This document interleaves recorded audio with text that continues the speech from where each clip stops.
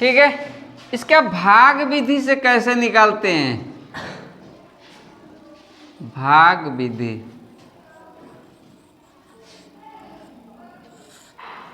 ठीक है। हमको अगर जो भिन्न लगाना हो तो ये मेन चीज होता है। अगर जो इसको भाग विधि से निकालने के लिए जान गए एलसीएम, तो आसानी होता है भिन्न लगाने में, यानी फ्रैक्शन को सॉल्व करने में आसानी होता है। ठीक है। अगर भाग विधि से लगाना है तो पहले छोटी छोटी संख्या लीजिएगा। किसी भी सवाल को जो सीखना हो और उसमें स्पीड लाना हो तो पहले छोटा सवाल हम लिखते हैं। ठीक है। जब छोटे सवाल पे आपका स्पीड आ जाएगा तो बड़ा सवाल भी उतना ही स्पीड से आप लगाएंगे। तो मान लीजिए हम संख्या ले ले रहे हैं 4, 6 और 8, 3 संख्या ले लिए। ठीक है। इसका हमको निकालना है एलसीएम भाग विधि से। ठीक है। तो भाग विधि का नियम है कि हम इस तरह से बना लेते हैं। हो गया। किसका किसका निकालना है? 4, 6 और 8 का। 4 लिख लिए, कामा दे देंगे। ठीक है। 6 लिख लिए, कामा दे देंगे। उसके बाद में 8 लिख लेंगे और ठीक है। अब निकालना है। तो जब भाग विधि से भी निकालने के लिए जाएंगे एलसीएम, तो यह ध्यान दीजिएगा फैक्टर की जो संख्या है उसको नहीं भूलेंगे। क्या होनी चाहिए? पहले 2, 2 के बाद में 3, 3 के बाद में 5, 5 के बाद में 7, 7 के बाद में 11, 11 के बाद में 13, 13 के बाद में 17। ठीक है। ये संख्याएं होनी चाहिए। अब इसमें सबसे पहली संख्या क्या होगी? 2। यानी पहले हम इसको 2 से विभाजित करके देखेंगे कि कट रही है कि नहीं कट रही है। ठीक है। तो कितना दिया है? 4। ठीक है। 4 को 2 से भाजित करेंगे, कितनी बार में कटेगा? 2 बार में। तो 2 दूना 4, यहाँ लिख लेंगे 2, कामा। फिर 6 में भाग देंगे 2 से, तो 2 तिहाई 6। उसके बाद में फिर 8 में भाग देंगे, तो 2 चौको 8। हो गया। यह कामा अनिवार्य होता है। अगर जो कामा नहीं लगा है ना तो उसका अर्थ ही बदल जाएगा। 4 के बाद में कामा लगा दिए, यानी 4 एक संख्या हो गई। 6 के बाद में कामा लगा दिए, 6 एक संख्या हो गई। कामा के बाद में 8 लिखा हुआ है, 8 एक संख्या हो गई। अगर जो हम इसको लिख दें कि 4, 6, 8 यानी 468, तो यह एक ही संख्या कहलाएगी। अगर जो बीच में कामा नहीं लगा हुआ है तो यह एक ही संख्या कहलाएगी। है समझ में? इसीलिए कामा दे करके यह निश्चित कर दिया गया कि यह अलग संख्या, यह अलग संख्या, यह अलग संख्या है। ठीक है। हम 2 से तब तक काटते हैं जब तक कोई भी संख्या उसमें से 2 से कटने वाली हो। है समझ में? तो इसमें अभी भी ये भी 2 कट रहा है ना, काट दीजिए। 2 एकम 2। 3 नहीं कटेगा, जो नहीं कटेगा उसको उतार देंगे, तो यहाँ लिख देंगे 3। 4 कट रहा है, 2 दूना, तो लिख लेंगे 2। ठीक है। अभी भी 2 से कटने वाली एक संख्या है। ठीक है। फिर हम 2 से ही काटेंगे।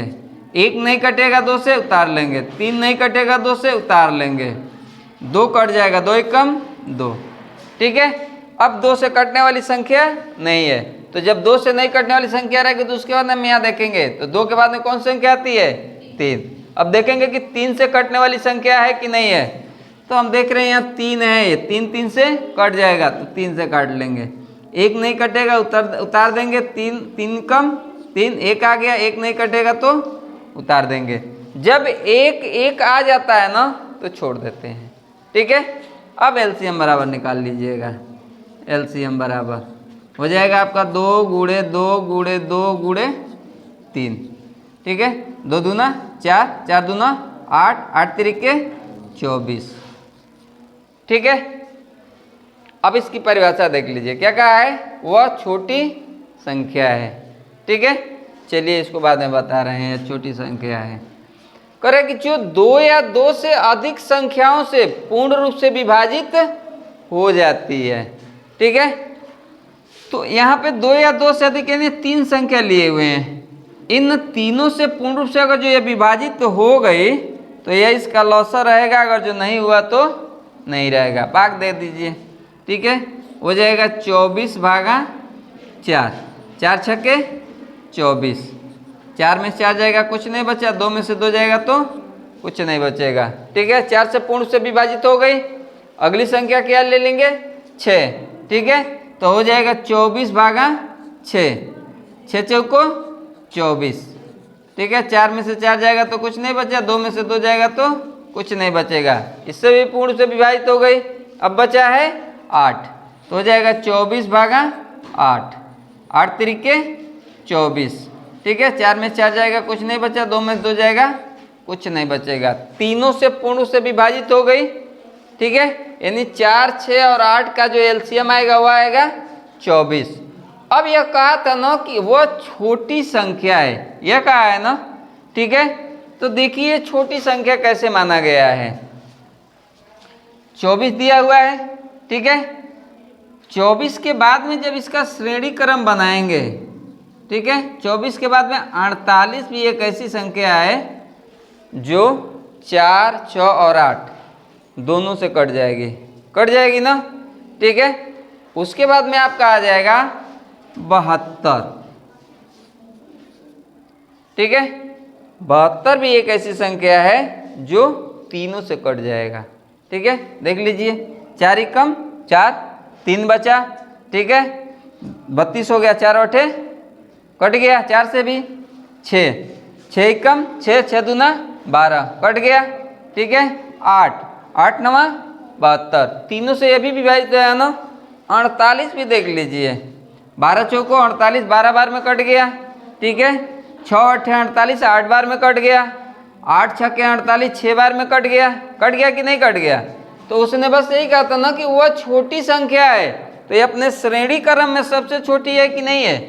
ठीक है, 24 से छोटी कोई ऐसी संख्या नहीं है जो 4 और 6 और 8 से कट जाए। ठीक है, इसीलिए इसको कहा गया है कि लघुत्तम समापवर्तक वह छोटी संख्या है जो दी हुई संख्याओं से पूर्ण से विभाजित हो जाती है। ठीक है, तो आपके सामने मान लीजिए 24 सबसे विभाजित हो गई, 48 सबसे विभाजित हो गया, 72 तीनों संख्याओं से विभाजित हो गया कि नहीं हो गया? ठीक है, अब इस श्रेणी क्रम में देखिए कि सबसे छोटा कौन है। सबसे छोटा कौन है? 24। इसीलिए इसको बोला गया है कि वह छोटी संख्या है।